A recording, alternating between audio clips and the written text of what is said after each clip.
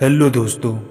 आज मैं आप सभी लोगों के लिए भगवान गौतम बुद्ध के अनमोल विचारों को लेके आए हैं। अतः आपसे निवेदन है कि आप इन विचारों को कृपया ध्यान और मन लगाकर सुनें और इन्हें अपने जीवन में जरूर उतारें और इन नियमों का जरूर पालन करें। और वो विचार इस प्रकार हैं। अकेले चलना सीखिए तो फिर किसी के लिए नहीं रुकना पड़ेगा। आपके पास जो है उसकी कदर करना सीखिए, क्योंकि ऐसे बहुत से लोग हैं जो उसके लिए तरसते हैं। इंसान को इंसान से दूर करने वाली सबसे पहली चीज़ जुबान और दूसरी चीज़ पैसा है। दुनिया में सबसे खुश सिर्फ वो लोग हैं जो ये जान चुके हैं कि दूसरों से किसी प्रकार की उम्मीद करना बेकार है। जिंदगी में थोड़ा दुख भी ज़रूरी है। हमेशा सुख मिलता रहेगा तो आप कभी जिंदगी में आगे नहीं बढ़ पाओगे। कोई कितने भी दरवाजे बंद कर ले, जिसके दिल में सच्ची चाह होती है वो कोई ना कोई रास्ता जरूर ढूंढ लेता है। रिश्तों को कभी दौलत की नज़र से मत देखना, क्योंकि साथ निभाने वाला इंसान अक्सर गरीब ही होता है। जिन्हें सपने देखना अच्छा लगता है उन्हें रातें छोटी लगती हैं, और जिन्हें सपने पूरा करना अच्छा लगता है उन्हें दिन छोटा लगता है।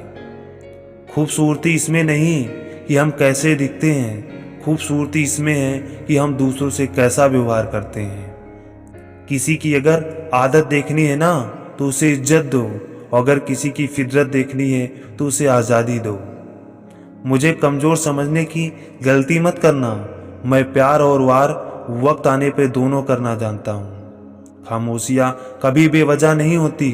कुछ दर्द ही ऐसे होते हैं जो आवाज़ तक छीन लेते हैं। चेहरा साफ, दिल में दाग, और मुंह पर आप, दिल में सांप, बस यही दुनिया का सबसे बड़ा सच है। वक्त रहते ही खुद को बदल लेने में भलाई है, क्योंकि अगर वक्त ने बदला तो बहुत तकलीफ होगी। कर्म कितने भी गंदे क्यों ना हो, अगर आपके पास पैसे हैं तो आपकी अनपढ़ता, आपके बुरे कर्म, आपका बुरा व्यवहार सब कुछ माफ कर दिया जाएगा। सहारे इंसान को खोखला कर देते हैं और उम्मीदें इंसान को कमज़ोर कर देती हैं। अगर खुद को अच्छा ना लगे तो दूसरों को कैसे अच्छा लगेगा। दिल तो अभी भी जिंदा है, बस अब फीलिंग्स मर गई हैं। वो लोग आखिर में छूट ही जाते हैं जिनसे हम हद से ज़्यादा जुड़ जाती हैं। जिस दिन आप किसी को अपनी आदत बना लेते हो उस दिन से वो इंसान तुम्हें कभी भी बर्बाद कर सकता है। इश्क इतना ही करें जिंदगी में कि आपकी सेल्फ रिस्पेक्ट का मजाक ना बने। माना मोहब्बत ज़रूरी है, लेकिन इज्जत से ज़्यादा कभी भी नहीं। खूबसूरत होना ज़रूरी नहीं, लेकिन किसी के लिए ज़रूरी होना बहुत खूबसूरत होता है। तुम बस अपने आप से मत हारना, फिर तुम्हें कोई नहीं हरा सकता। एक सच्चा प्यार करने वाला आपके प्यार से भी ज़्यादा आपकी इज्जत का ख्याल करता है। यकीन मानिए, बिना करियर के ना कोई इज्जत है और ना ही कोई सुख। इसलिए मेहनत कीजिए और अपना करियर बनाइए। अपनी कीमत आप स्वयं तय कीजिए। अगर दुनिया को तय करने देंगे तो दुनिया आपको बेच खाएगी। पीठ पीछे जो बोलते हैं उन्हें पीछे रहने दो। रास्ता अगर सही है तो सारी दुनिया से आपको लगाव मिलता रहेगा। मेहनत करने की उम्र में अगर आराम करोगे तो आराम करने की उम्र में मेहनत करनी पड़ेगी। कुछ लोगों को उम्र नहीं, जिम्मेदारियां समझदार बना देती हैं। अक्सर हमारी किस्मत खराब नहीं होती, बस हम भरोसा गलत लोगों पर कर लेते हैं। अगर कोई आपसे उम्मीद करता है तो ये उसकी ज़रूरत नहीं, बल्कि आप पर उसका विश्वास होता है। ये खुदा मैंने गिरकर देखा कि तेरे सिवा यहाँ कोई नहीं उठाता।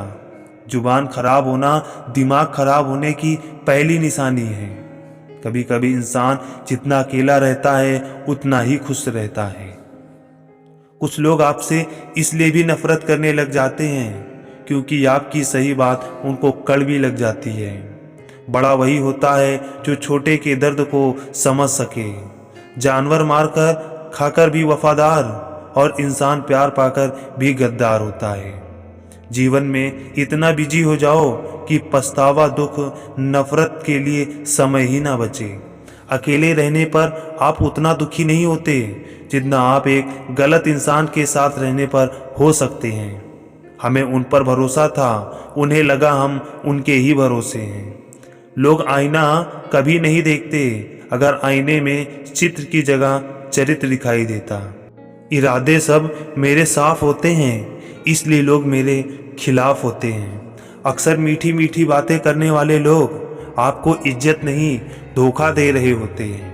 आप किसी के लिए तब तक ही अच्छे होते हैं जब तक वो आपका फ़ायदा उठा सकता है। आप चाहे कितना भी ज्ञानियों के साथ बैठ लो, लेकिन तजुर्बा बेवकूफ़ बनने के बाद ही मिलता है। ये इच्छाएं बड़ी बेवफा होती हैं, कमबख्त पूरा होते ही बदल जाती हैं। आप कितना भी गले लगा लो, लाख निभा लो ये यारी, वो लोग कभी नहीं सुधर सकते जिनकी फितरत में गद्दारी होती है। जब आपके साथ गलत करने वाले दुखी नहीं होते तो आप क्यों दुखी होते हो? कभी कभी इंसान को वो रिश्ता भी थका देता है जो उसका सुकून होते हैं। जिंदगी में एक वक्त ऐसा भी आता है ना कुछ असर करता है और ना कोई फर्क पड़ता है। संबंध यदि थोड़े समय के लिए रखना है तो मीठे बनिए, और यदि लंबे समय तक रखना है तो स्पष्ट बनिए। जहाँ प्यार होता है वहाँ नाराजगी होती है, नफरत नहीं।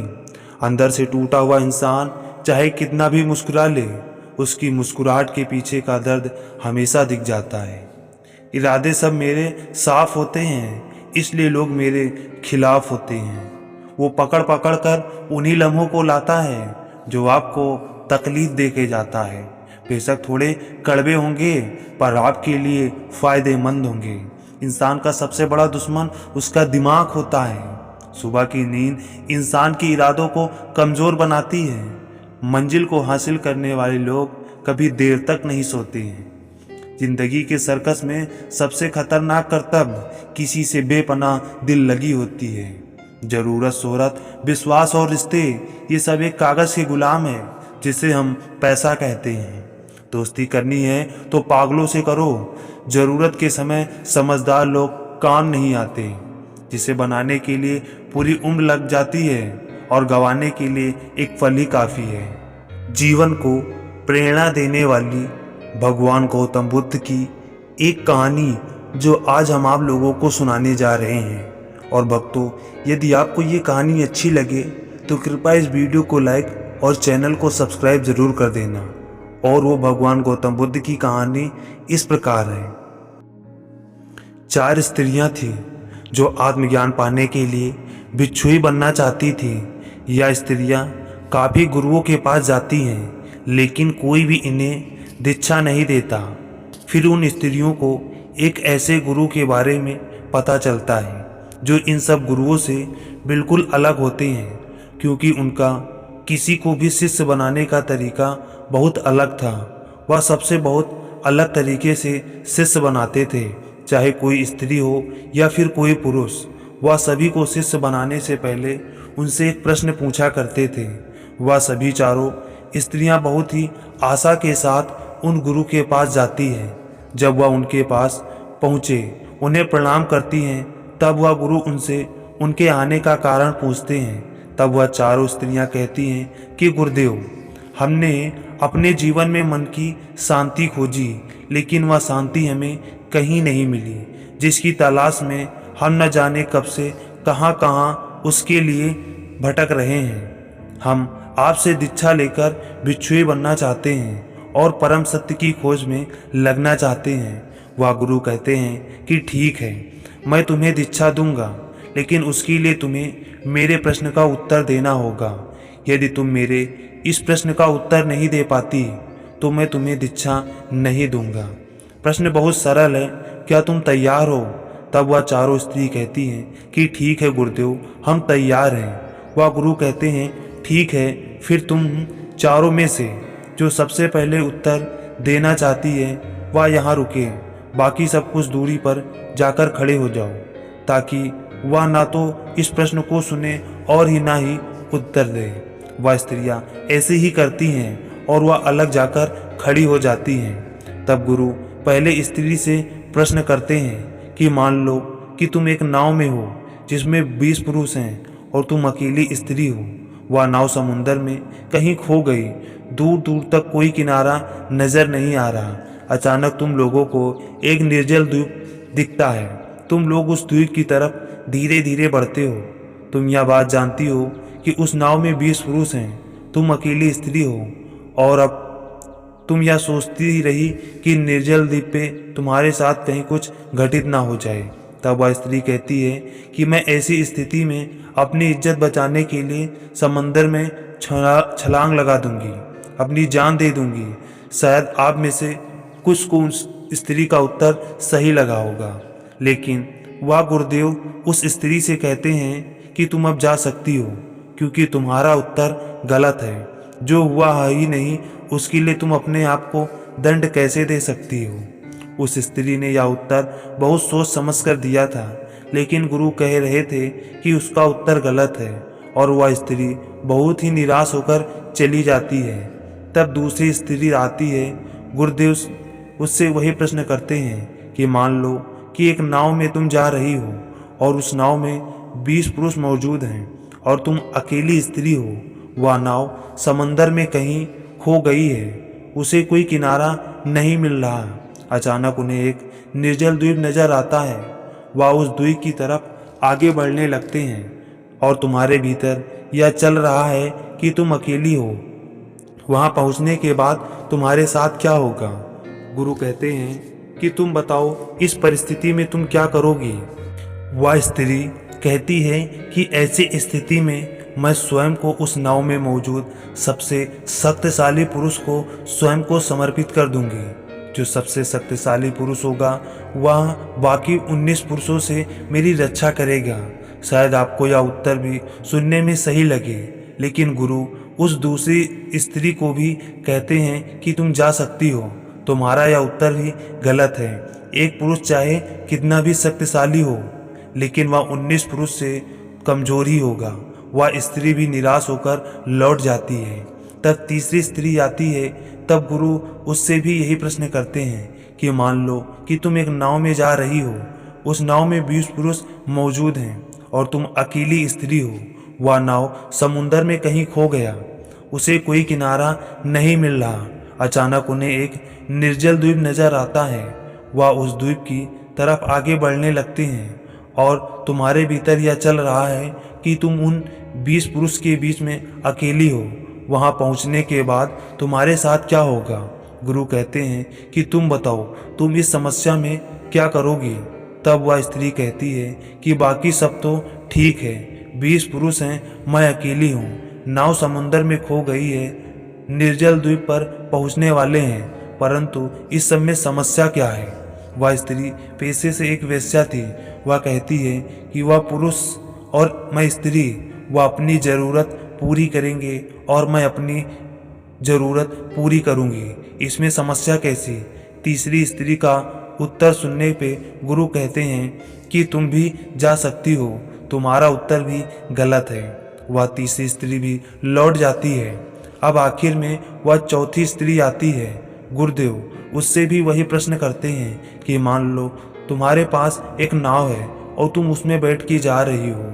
उस नाव में 20 पुरुष भी मौजूद हैं और तुम अकेली स्त्री हो। वह नाव समुंदर में कहीं खो गई, उसे कोई किनारा नहीं मिल रहा। अचानक उन्हें एक निर्जल द्वीप नजर आता है।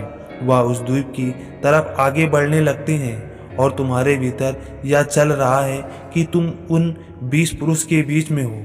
वहां द्वीप पर पहुंचने के बाद तुम्हारे साथ क्या होगा। तुम बताओ इस विपदा की स्थिति में तुम क्या करोगी। वह चौथी स्त्री अपने दोनों हाथ जोड़कर सिर झुकाकर कहती है कि पता नहीं, मैं उस समय उस स्थिति में क्या करूंगी। तब गुरुदेव कहते हैं कि फिर जानने के लिए तैयार हो जाओ। जिसके पास पहले से ही कोई बनावटी उत्तर नहीं, वही सच्चा उत्तर खोज सकता है।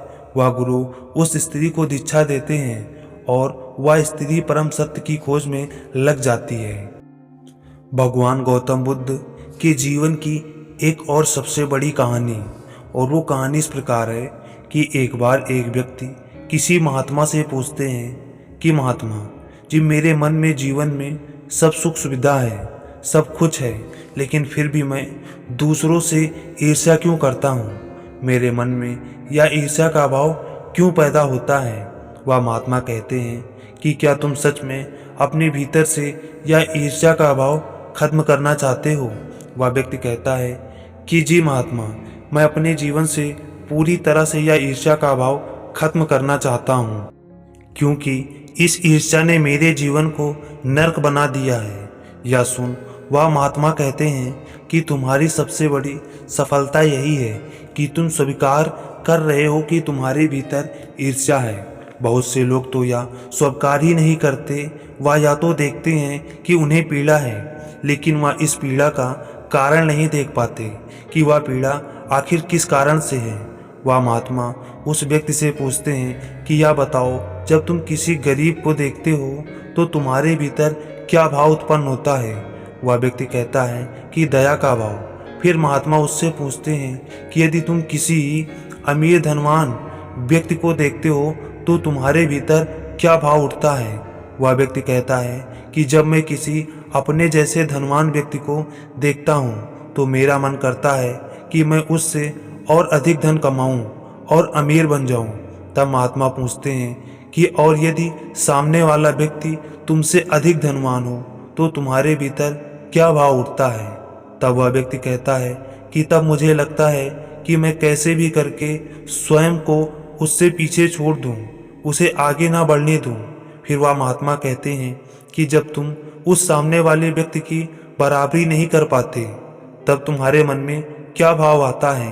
वह व्यक्ति कहता है कि तब मुझे उस व्यक्ति से ईर्ष्या होने लगती है। तब वह महात्मा कहते हैं कि बस इसी तरह ईर्ष्या का जन्म होता है।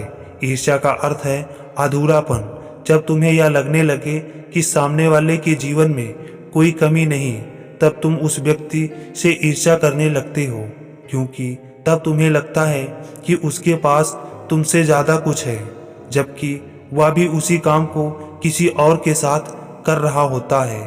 तब वह व्यक्ति महात्मा से पूछता है कि महात्मा जी, मुझे या तो समझ आ गया कि ईर्ष्या होती क्या है, लेकिन मुझे यह नहीं समझ आया कि ईर्ष्या खत्म कैसे किया जाए। आप मुझे यह बताएं। तब वह महात्मा कहते हैं कि ईर्ष्या का जन्म तुलना करने से होता है।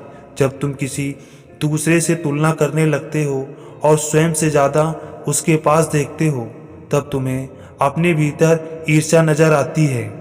इस ईर्ष्या को खत्म करने का एक ही तरीका है कि तुम सत्य को जान लो, और सत्य यही है कि जिस प्रकार सूर्य की तुलना चंद्रमा से नहीं की जा सकती, उसी प्रकार किसी मनुष्य की तुलना किसी अन्य पुरुष से करना जीवन का अपमान है। क्योंकि जो व्यक्ति अपनी तुलना किसी दूसरों के साथ करता है वह स्वयं का अपमान करता है, अपनी सांसों का अपमान करता है जो उसी मिली है। यह जीवन हर किसी के भीतर दौड़ रहा है और हर कोई एक दूसरे से अलग है, और अलग होना कोई कमी नहीं बल्कि खूबसूरती है।